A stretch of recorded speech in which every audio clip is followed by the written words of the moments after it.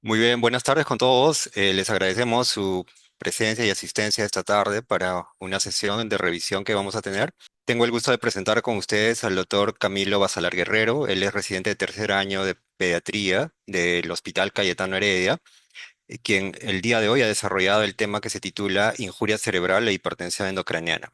Este es un tema muy importante para todos los que tenemos que atender niños, ya sean salas de urgencia principalmente, o tal vez algún cuidado agudo como en áreas de hospitalización, o tal vez algunos tienen oportunidad de trabajar en cuidados intensivos, ¿no? Entonces, probablemente los accidentes que generan un trauma encefalocraniano son la principal causa de injuria cerebral e hipertensión endocraniana en niños, y es algo que todos como personal de salud debemos estar familiarizados. El día de hoy, Camilo nos va a hablar sobre este tema y enfatizando en los aspectos fundamentales que todos debemos conocer para el reconocimiento y manejo de esta condición. Así que, sin mayor introducción, les dejo ahora a continuación a cargo del doctor Camilo Basalar. Adelante, Camilo. Bueno, de todo tengo entonces muy buenas tardes. Bueno, agradecer la presentación del doctor Moshe Alcaraz, el doctor de la UCI pediátrica de nuestra institución. También agradecer a la Unidad Funcional de Telesalud y Telemedicina del Hospital Cayetano Heredia por darnos este espacio para tocar temas importantes como el que voy a tocar el día de hoy, como lo que es injuria cerebral e hipertensión endocranial. Quien les habla es el residente de tercer año de pediatría, Gilson Camilo Basalar Guerrero, del Hospital Cayetano Heredia. Entonces, en cuanto al tema de injuria cerebral y hipertensión endocranial, tenemos los siguientes enfoques que debemos de tener en cuenta, como son reconocer signos de manifestación precoz que monitorizar, intervención oportuna y manejo precoz en hipertensión endocraniana, prevención de injuria secundaria. Entonces, para poder abarcar estos enfoques, debemos de saber las diferencias en cuanto a la definición de injuria primaria e injuria secundaria. En cuanto a la injuria primaria, justamente es el resultado directo del impacto traumático inicial sobre el mismo parénquima y también la vasculatura. Esto puede generar injuria tanto focal como difusa. En cuanto a la injuria focal, dentro de lo más frecuente que tenemos puede ser la contusión cerebral de la misma y hematomas como la subdural, epidural, interparenquimal, como podemos ver en los gráficos que ahorita vamos a señalar. Aquí. Entonces, esa imagen de acá me hace ver un hematoma epidural. Como podemos ver, es la forma de un limón en estos dos gráficos, que es diferente al hematoma subdural, que es el siguiente, que es en forma de semiluna, y también diferente al intraparenquimal, como podemos observar en la imagen inferior. También hay hemorragias como la hemorragia intraventricular, como podemos observar en la imagen apuntando, y también tenemos la hemorragia subarachnoidea, ¿no? Dentro de ellas, y trauma penetrantes. En cuanto a la injuria difusa, que es la generalizada, tenemos dos: la injuria cerebral difusa como tal y la lesión axonal difusa. Esto se puede ver a mecanismos de aceleración y desaceleración, y la ubicación generalmente es en la interfase entre la sustancia gris y la sustancia blanca. Y luego está la injuria secundaria, que es lo que tenemos que tener en cuenta, que es el daño adicional que puede ser horas o días después de la injuria cerebral primaria establecida, como resultado del proceso tanto fisiológico y metabólico, y esto pueden hacer dos eventos: el evento intracerebral, que tenemos la isquemia difusa o focal; edema cerebral puede ser tanto vasogénico o citotóxico; la hipertensión endocraniana y la hidrocefalia. Vamos a tocar el tema de la hipertensión endocraniana y también vamos a ver la importancia o lo importante que es ver las medidas en cuanto a los eventos extracerebrales, dentro de los cuales tenemos la hipotensión, la hipoxia, la hipocapnia y la hipercapnia, la hiperglicemia, la hipoglicemia, la hipertermia, convulsión y agitación, los cuales son factores de mal pronóstico, por lo cual es importante nosotros tener en cuenta que la importancia de esto para ver que si es que esto no se revierte rápidamente, puede generar un mal resultado neurológico, y es en lo que nos vamos a basar a los puntos de explicar el por qué y también cómo poder evitarlos, ¿no? Entonces, este es un gráfico que me gustó porque nos da cierta imagen de cómo una injuria primaria que se da por medio de la lesión cerebral traumática puede llegar a una injuria secundaria, como puede generar edemas, isquemia, etcétera. Y esto, si es que no es prevenible o no se toman en cuenta los factores que pueden agravar esto, puede llegar a un daño neurológico irreversible y tener mucho que ver en el pronóstico de nuestros pacientes pediátricos, ¿no? Ahora, todo esto se basa, la hipertensión endocraniana, a la fisiología de la presión intracraneal o denominado PIC, ¿no? Eso es a lo que se puede explicar generalmente con la ley de Monroe-Kelly. Como podemos observar en la imagen, tenemos un contenedor que va a encargarse de estar, bueno, dentro de ellos tres componentes, que es el cerebro, el líquido cefalorraquídeo y la parte de la sangre, ¿verdad? Entonces, lo que nosotros vamos a ver en la imagen es en la primera imagen es la composición normal dentro de lo que es la parte de los compartimientos, como es el volumen cerebral que puede llegar a la capacidad de 80%, el volumen arterial y venoso que vendría a ser la sangre dentro de los compartimientos que hemos estado viendo, que vendría a ser el 10%, y el líquido cefalorraquídeo que vendría a ser el otro 10%, y juntos a ser el 100%, ¿verdad?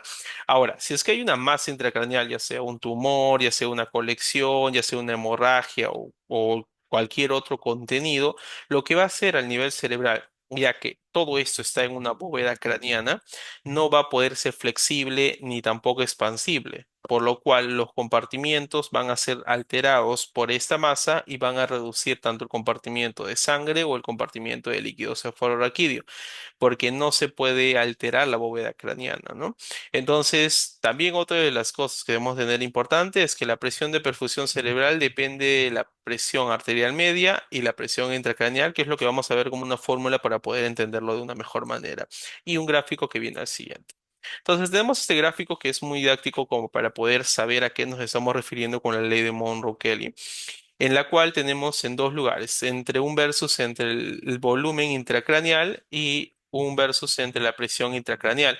Entonces nos sirve para ver que a la primera medida, estos son los tres compartimientos sin ninguna alteración, pero cuando se altera o hay una masa que está creciendo o una hemorragia o algo que está ocupando ahí una región, lo que el volumen intracraneal va a hacer es aumentar, por lo cual va a aumentar el volumen intracraneal y a su vez la presión intracraneal también va a ir en aumento, pero si vemos este gráfico, el aumento va a ser mínimo al inicio, pero entre cuanto la masa va aumentando y va disminuyendo los otros dos compartimientos más de lo que ya estaba, como es el líquido cefalorraquídeo y la parte de la sangre, esto va a hacer que desde el punto donde haya un aumento de volumen, la variación o el delta de volumen que hay entre el cambio en un volumen a otro va a causar un aumento mucho mayor en cuanto al pic o a la presión intracraneal. O sea, se va a ver mucho mayor el aumento como podemos ver en este gráfico, ¿no?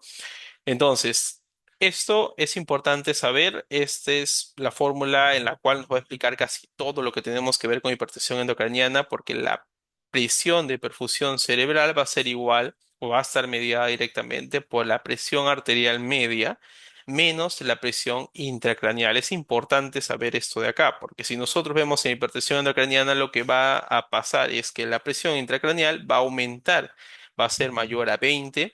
Entonces, en compensación a esto, la presión arterial debería de aumentar para mantener la presión de perfusión cerebral en este caso.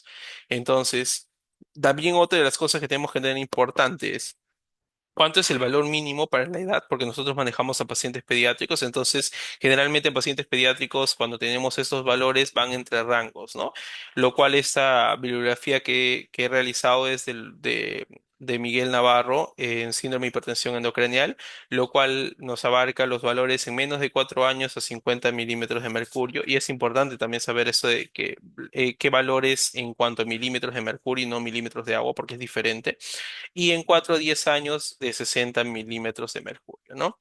Entonces, los mecanismos de autorregulación, como lo vamos a ver en la siguiente gráfica, es lo primero es el aumento del volumen intracraneal. no repercute en la presión intracraneal porque va a desplazar el líquido cefalorraquídeo y el compartimiento de volumen sanguíneo. Pero en la segunda, que es el segundo gráfico que hemos visto, ya esto se encuentra al límite, llega a autorregular hacia un punto, pero no llega a amortiguar toda la presión intracraniana, lo cual va a hacer que siga aumentando la presión intracraniana, hasta que en la tercera parte, en el tercer gráfico que hemos visto, el sistema de autorregulación ya desaparece y en pequeños cambios, como explicamos anteriormente en los gráficos, va a causar que esto eleve y sea más llamativo el aumento de la presión intracraniana. Es tal cual como hemos visto en el gráfico anterior. Entonces, en ese gráfico de presión de perfusión cerebral versus flujo sanguíneo cerebral, vamos a ver que en cuanto a la presión de perfusión cerebral, para mantener una autorregulación en el cerebro, un paciente que está normal, digamos, sin una afectación, va a variar o va a tener una constante desde este punto hasta este punto y va a mantener un flujo constante si hay una variación desde esta presión de acá a esta presión, ¿no? Que aumente. Pero una vez que de este punto hacia adelante aumenta más de esta presión, va a causar que el flujo aumente y lo diferente en cuanto a sea disminución o hipotensión, va a causar que el flujo disminuya y puede causar isquemia. En este lado isquemia y en este lado edema, ¿no? Entonces, ¿qué pasa cuando un paciente recibe un trauma o recibe algún tipo de contusión? Este umbral o digamos, rango va a verse disminuido en este punto, por lo cual la variación de presión debe de ser mínima, la presión de perfusión cerebral, para no hacer ningún cambio que me cause lesión, como lo es un hipoflujo o un hiperflujo, ¿no? Que me podría causar algún tipo de o isquemia o edema. Entonces, eso es la autorregulación cerebral. Otro de los factores que afectan y que los vimos inicialmente para una injuria secundaria es la hipoxia. ¿Cómo es la hipoxia? ¿Por qué o sea, lo que tocamos en la hipoxia es importante extrapolando a la parte que nosotros lo manejamos tanto en primer nivel o en hospitales como el de Cayetano. Lo que tenemos que ver es que todo paciente que ha recibido este traumatismo, para evitar la injuria secundaria, nosotros debemos de evitar que este paciente desature, porque la presión arterial de oxígeno tiene que ir de un valor de 75 a 100, como podemos ver en la gráfica, para mantener constante el flujo sanguíneo cerebral, porque si nosotros damos una presión arterial de oxígeno menor, o sea, el paciente satura, tiene menor intercambio gaseoso y por ende menor presión arterial de oxígeno, lo que va a causar es que aumente el flujo de sanguíneo cerebral y nosotros podemos decir, pero es mejor que aumente el flujo sanguíneo cerebral. Pero lo que pasa es que cuando aumenta el flujo sanguíneo cerebral, también va a aumentar el compartimiento de sangre. Por ende, la presión intracraneal también va a aumentar, porque va a aumentar claramente el volumen. ¿Me entienden? Entonces, la hipoxia puede llevarme a una vasodilatación, por ende, aumentar el flujo sanguíneo cerebral y esto a su vez aumentar la presión intracraneal, lo cual no queremos en el paciente con hipertensión endocraniana, ¿verdad? Entonces, la fisiopatología es también el flujo sanguíneo cerebral se va a ver por medio de dos variables, que son la presión de perfusión cerebral, el PPC, y la resistencia cerebrovascular, que es el RCB, que dentro de la fórmula que ya hemos explicado y que es la importante, es la presión de perfusión cerebral igual a la presión arterial media menos la presión intracraneana, ¿no? Entonces, la autorregulación cerebral, eso es otro esquema de lo que ya hemos hablado. La zona de autorregulación, esto es ya un versus de la presión arterial media versus el flujo sanguíneo cerebral. Lo mismo que hemos hablado en la zona de autorregulación, que va a haber un límite inferior, un límite superior, en la cual el límite inferior va a ser lo que va a marcar hasta una dilatación máxima y un límite superior hasta la constricción máxima. Si hay mayor dilatación máxima, va a haber una menor resistencia cerebrovascular, por lo cual, ¿qué va a causar cuando hay una menor resistencia? Va a haber menor flujo, porque ya hemos visto que es una variable dentro de lo que nos da el flujo sanguíneo cerebral. Entonces, va a causar un menor flujo sanguíneo cerebral y eso va a causar isquemia. Por el contrario, si hay una constricción máxima por llegar al límite superior de la presión arterial media, también va a causar edema, porque va a causar constricción máxima de esta, ¿no? Y va a causar un mayor flujo sanguíneo y esto va a causar edema. Autorregulación cerebral, hay tres fases. Este es otro que he sacado de patofisiología del Rodríguez. Otto, en el cual me indica el volumen intracraneal y la presión intracraneal. Al inicio se puede ver regular hasta la fase 2, incluso con un aumento menor de presión intracraneal, pero esto porque al inicio va a ser una alta compliancia y una baja elastancia, pero cuando llegamos al fase 3 ya no va a haber mucha compliancia, por ende ya no va a regular de igual manera que la fase uno y va a haber una alta elastancia. Entonces, lo importante que nosotros tenemos que también tener en cuenta es la clínica. La triada que nosotros conocemos generalmente es la triada de Cushing, que es lo que casi la mayoría de nosotros lo sabe, ¿no? Que es la bradicardia, hipertensión, depresión respiratoria. Pero lo que es importante recalcar aquí en la clínica es que cuando nosotros vemos una triada de Cushing es que esto está descompensado y ya no están los mecanismos por ende de compensación y es algo más tardío. ¿Ya? Entonces nosotros por ende, esta exposición no es para ver en pacientes que ya tienen la triada de Cushing, sino de poder definir, para ayudarlos y tener un mejor pronóstico, a definir los síntomas o signos o síntomas de una clínica precoz, ¿no? Una clínica inicial, mejor dicho, en los cuales tenemos la cefalea, que puede ser persistente, sus características son que son en la mañana y desencadenado por maniobras de esfuerzo o maniobra de Valsalva, y que mejora con el ortostatismo. Ahora, también hay los vómitos que son en proyectiles, se le indica, y son en las mañanas también. Y vamos a ver que hay una alteración en el sensorio o disminución de la conciencia. En este caso, el edema de papila lo podemos ver con un fondo de ojo, que eso sí no hemos tocado mucho en esta parte porque estamos enfocándonos más en la prevención, pero el fondo de ojo es muy importante en un paciente que viene con clínica de contusión o pensamos en un TEC, ¿no? Y también, aparte de eso, si tenemos como en hospitales como el Cayetano, pues se puede tener a la mano una ecografía, se puede realizar una vaina de nervio óptico, ¿no? Para poder verlo también algunos signos indirectos de hipertensión endocraniana. Entonces, principios de manejo, que es lo importante, es optimizar la perfusión, la presión de perfusión cerebral. ¿Y cómo yo puedo optimizar la presión de perfusión cerebral? Como le dije, la presión de perfusión cerebral es igual a la presión arterial media menos la presión intracraneal. Yo lo que quiero es disminuir el pic, pero en tanto a que disminuyo el pic, porque puede tomar un tiempo de esto, yo voy a tener que mantener la presión arterial media porque si es que este se hipotensa, la disminución o la resta del PAN menos el PIC me va a dar algo mínimo. ¿Qué quiere decir? Que mi presión de perfusión cerebral va a ser menor y eso no me conviene. Entonces necesito mantener sí o sí una presión arterial media cerca del punto de 70. Entonces, también lo que tenemos que ver es evitar injurias secundarias, justamente evitando lo que ya hemos hablado, la hipoxia, la hipercapnia, la hipocapnia, que vamos a ver en gráficos más adelante. Ahora, todo paciente que llega con traumatismo o cualquiera de esos que nos puede llegar de emergencia, tenemos que igual, como en todo paciente, el ABCD. Dentro de eso he puesto un gráfico en el cual algo que puede llegar casi en todos los pacientes, pero veamos igual que cada paciente es diferente y te puede venir con diferentes cosas, por eso que he abarcado más en un paciente que llega con un TEC. La vía aérea es asegurar la vía aérea permeable y protección de la columna cervical. En cuanto a la ventilación, garantizar la oxigenación adecuada, como ya hemos revisado, tenemos que evitar la hipoxia y ventilación para evitar la hipoxia, ¿no? Y en cuanto a la circulación, debemos de colocar dos vías periféricas o una vía periférica, controlar las hemorragias si es que las hubiera y mantener la presión arterial media adecuada. Y no se olviden de que tenemos que revisar los pulsos para poder ver que no tenga algún quizás sangrado activo en alguna otra parte que no necesariamente sea solamente en la parte cerebral, ¿verdad?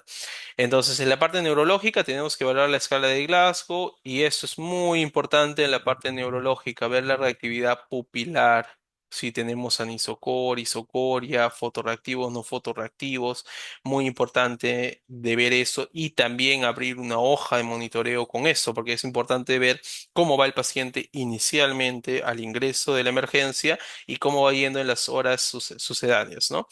Y descartar focalidad neurológica. En cuanto a la exposición, bueno, hay que examinar al paciente por completo, buscar lesiones asociadas o que haya algún tipo de otro sangrado en otro nivel. Eso es muy importante en la parte de ventilación, como dije, es asegurar oxigenación y dentro de la neuroprotección de estos pacientes, fuera de colocarle en cabecera de 30 grados, es la cuando yo intubo a un paciente en esa característica. Si la escala de Glasgow es menor a 8, lo tengo que intubar. Y si hay una caída de 2 puntos de la escala de Glasgow, también lo tengo que intubar. Por ejemplo, tengo un paciente que me llega a la emergencia y está en un Glasgow 14 en el primer monitoreo y luego de 3 horas le hago la escala de Glasgow y se encuentra en 12 puntos. Entonces esa caída me hace pensar en que esto no está mejorando y más bien está empeorando. Y puede haber algún tipo de otros síntomas que también tenemos que estar viendo, pero dentro de eso es mejor intubar para una medida de neuroprotección ya de este paciente como tal. Entonces, lo que tenemos que tener en cuenta también es mantener normo o hipernatremia, que lo voy a explicar en la siguiente imagen, y uso de vasopresores. ¿Por qué vasopresores? Porque nos es importante, como ya les dije, tener una presión arterial media dentro de valores mayores a 70 y no una hipotensión, por lo que ya les expliqué que el PAN menos el PIC me da la perfusión, la presión de perfusión cerebral, entonces me conviene tenerlo dentro de rango. ¿Y eso cómo me ayudan? Con noradrenalina o dopamina en este caso, ¿no? Entonces, en UCI, de por sí, si es que el paciente está en UCI, si el paciente está como tal, podemos tener una línea arterial, pero cuando estamos en primer nivel o incluso en los hospitales, en la primera parte en emergencia, tenemos lo que es los brazaletes para poder medir la presión, que deberíamos de pedirlo cada 15 a 20 minutos por lo menos para poder ver en qué rango está la presión arterial media, ¿no? Y ver cómo vamos titulando la noradrenalina también. Entonces, eso es importante, manejo con solución hipertónica. Nosotros usamos más el hipertónico que el manitol en pacientes que son pediátricos. Inicialmente se habla de un bolo de 2 a 5 cc kilo, incluso dicen 5 cc kilo para poder aumentar 5.000 equivalentes al litro. La meta es llegar hasta 160.000 equivalentes en suero, por lo cual después de eso se deja en una infusión de 0,5 a 1 cc kilo hora en infusión continua. Incluso algunas bibliografías te dicen inicial de 0,1 y ir titulando hasta llegar a 0,5 o a 1 cc kilo y es dosar cada cierto tiempo serológico para la parte de electrolitos, ¿no? Como es en este caso el sodio. Lo que va a ayudar esto es que, como ya sabíamos, el tejido cerebral es el 80%, sangre el 10% y líquido cefalorraquídeo el 10%. Va a haber un edema al nivel donde está la lesión, ya sea cualquier tipo de lesión que va a estar en esa región. Y va a causar un edema. Entonces, lo que va a hacer el hipertónico es como va a tener mayor concentración o gradiente de sodio a nivel capilar, va a jalar el sodio y a su vez va a jalar el agua consigo, por lo cual va a disminuir el edema en este caso. Otro de las cosas que tenemos que entender es el manejo quirúrgico. Lo que nos ayudaría también a disminuir la presión intracraneal es manejo quirúrgico de ya sea hematoma o hidrocefalia, que es lo que nos estaría comprometiendo una hipertensión endocraniana. Entonces, cirugía inmediata para aliviar el efecto de masa también que pueda tener de un coágulo y o controlar la hidrocefalia, ¿no? ¿Y esto cuál es el objetivo? Es controlar la presión intracraneal que sea menor a 20 y aplazar la resección definitiva, ¿no? Hasta un momento posterior. Entonces, el manejo inicial es independiente, si hay hipertensión o no hipertensión, deberíamos de manejar las cosas que hemos hablado, de evitar hipoxemia, de evitar la hipocapnia, hipercapnia y la presión arterial media debería estar dentro de valores de 70 o valores normales.